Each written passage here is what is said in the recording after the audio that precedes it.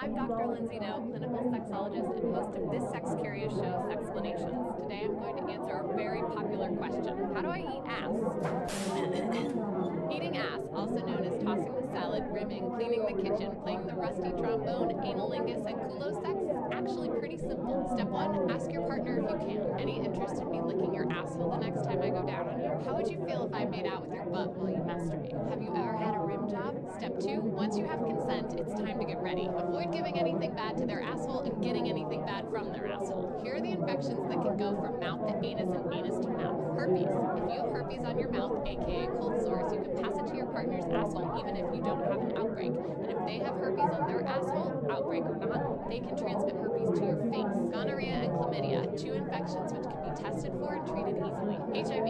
The risk is low because it's oral sex, but the anus is higher risk because the mucous membrane is so delicate. Syphilis, another one you can test for and treat. Hepatitis A and hepatitis B. These 2 you can get vaccinated for, so if you come in contact with the viruses, they won't harm you. Lastly, gastrointestinal problems and parasites, salmonella, E. coli, basically the things that cause food poisoning might be hanging out and you don't want to put those in your body. Step 3, set a time. I'm sure you don't want to go down on someone and find a dingleberry of poop and pubes stuck in your teeth. So if you're the one with the asshole, watch your bowel movements. Healthy ones look like this, unhealthy ones look like this. Monitor what you eat so you're not sick or gaseous. Shower and wash your whole butt with soap, especially the anus and all those little crevices that make it look like a star. Stay outside though, don't go inside. Then make sure to rinse off all the soap. Trim, shave, or wax your pubes if you choose, and wash again. If you're the one with the mouth, how about nothing spicy to eat that's going to burn the anus if you lick it directly? And for hygiene's sake, clean your mouth. Step 4, acquire some dams for a layer of protection. They reduce the risk of all the bugs I mentioned earlier and cover up the smell and taste of asshole. Here are 3 ways to make a quick dam that fits right between the cheeks.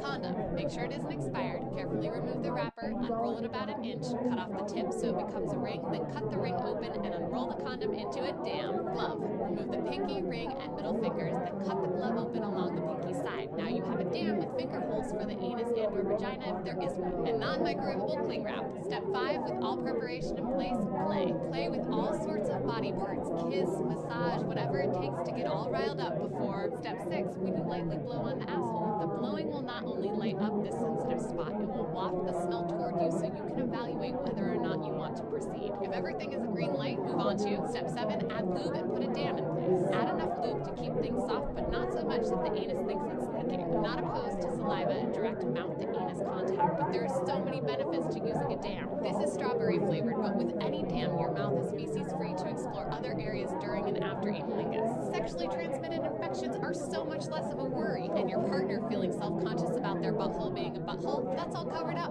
Win, win, win. Step 8, don't literally eat ass. Unless your partner is into a poking feeling out of nowhere, I recommend working your way to the anus from the buttocks, from the genitals to the perineum, inner thighs and up, kissing and touching with your hands, licking if you like, spreading the cheeks, and going straight in for asshole can feel quite jarring. I personally associate it with a pelvic